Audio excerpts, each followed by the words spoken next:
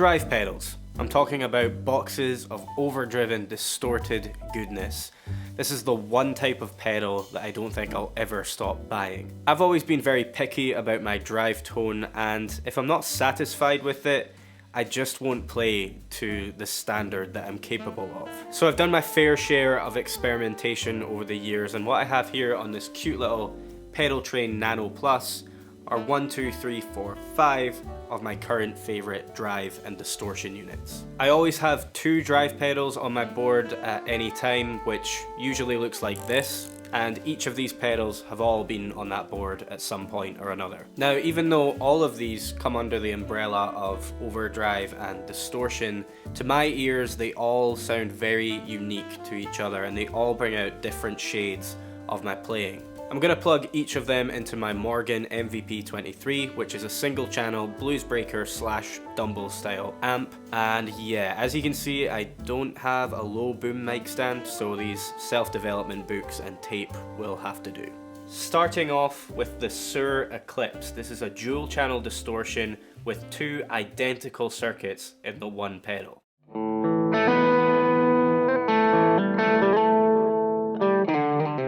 It's a great high gain amp in a box style pedal, meaning that when you put it in front of a clean amp, it sounds like you've added a high gain channel to that amp.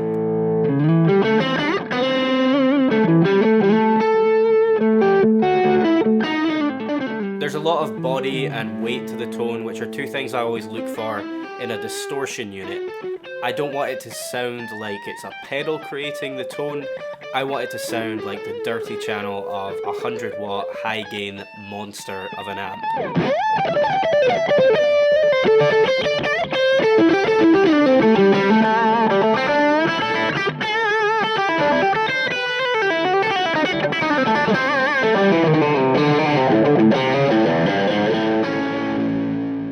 Up next, we have something very different, the Steel String Clean Drive from Vertex.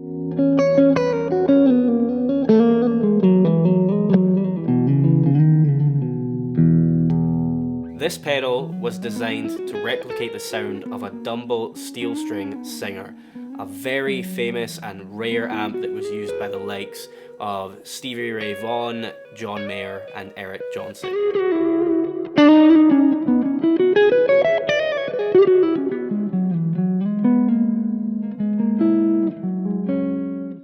I use this pedal for fattening up my clean and very mildly overdriven tones. The amount of gain that this pedal has is very minimal, which I really like.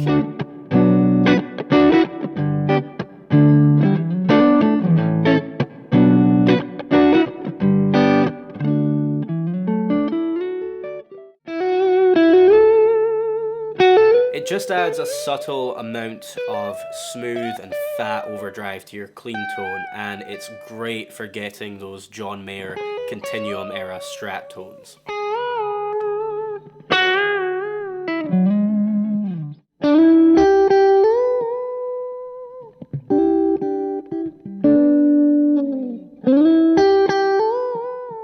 It also pairs very nicely with another overdrive that was on that board, but we'll get to that. The next overdrive we're looking at is the most recent one that I have acquired. It's the RevivalDRIVE Compact from Origin Effects.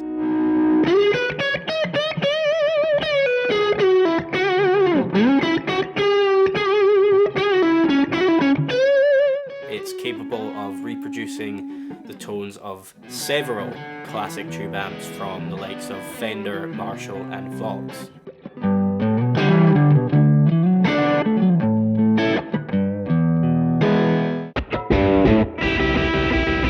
Now, there are a few things that make this overdrive pedal very unique. One is that the lows control does not take away low end when it's turned all the way down.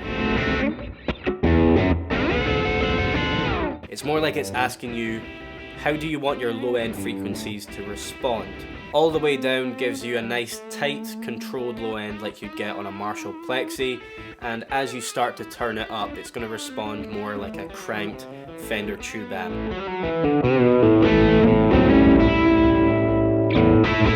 Similar to the Suhr Eclipse, it allows you to tailor the sound of the pedal to any amp that you put it in front of, with a couple of EQ switches, one for bright sounding amps and one for dark sounding amps. It's got a switch that you can use for running the pedal straight into a power amp or a recording interface or mixer using cab simulations. And it's also got a control that allows you to fine tune your high-end frequency response, and this is separate from the highs control. At £315, it is the most expensive drive pedal on that board. The rest of them range from 70 to 220, but this isn't just another drive pedal, it packs a lot of features into a compact package, so I would take that into consideration before scoffing at the price. The next pedal on the board has 3 controls and it's bright green, but don't let that fool you into thinking that it sounds like a tube screamer. No sir, this is the Nobels ODR Mini.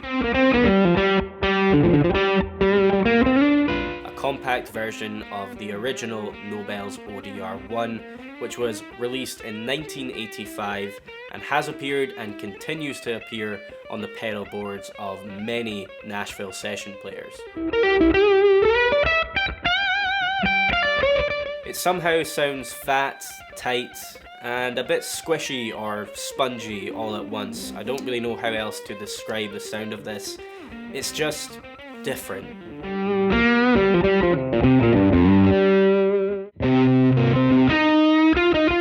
This is the pedal I was hinting at earlier on when I mentioned that there was something that paired particularly well with the steel string clean drive from Vertex. I like to put the steel string before the Nobels. It just adds a nice bit of body to the tone and it really complements the ODR Mini. To finish up, we have another bright green pedal that's not made by Ibanez but is a tube screamer. Well, it's actually 9 tube screamers in the one pedal. This is the Bonsai by GHS.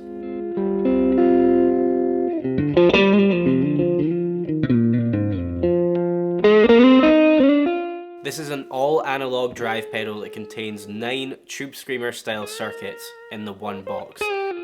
My favourite circuit is the TS10, which is going to sound great on its own in front of any clean or mildly broken up tube amp. But how I typically use it on my board is I'll put it after something like the RevivalDRIVE or the Suhr Eclipse. I'll crank the output, set the tone before noon, and add a bit of gain for a lead boost.